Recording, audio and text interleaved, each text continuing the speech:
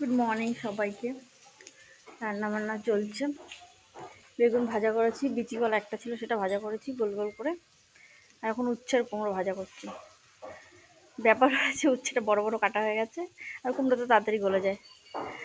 এখন কী হবে ভগবান জানে, ঘন্টা হবে মনে হচ্ছে। ঘন্টা হলে তো বকা শুনবো। যাই হোক, এই ফুল গাছটার কী নাম? এটা কি নয়নতারা? আমি না ঠিক নামটা জানি না।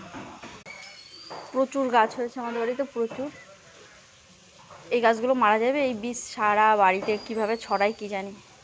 বৃষ্টির জলে ধুয়ে ধুয়ে বা হাওয়ায় সব জায়গায়।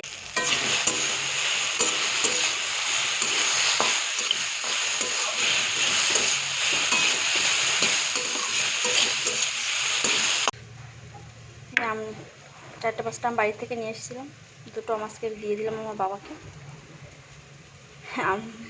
আমি আমার বাড়ি থেকে আম নিয়ে এসেছি, ওর বাবাকে দিয়ে দিয়েছি। এটা কী করে হলো? এই যে আমার বাবা থাকে না বাড়িতে, তো একজন যাচ্ছে ওখানে, তো তার কাছে দিয়ে দিয়েছি। আর একটা আম দেখলাম, এটা দিয়ে হবে চাটনি। আর আজকে রবিবার, প্রিপারেশান দেখি বুঝতে পারছি কিসের প্রিপারেশান। এখনও বাজারে রয়েছে, আসবে তারপর রান্নাবান্না হবে।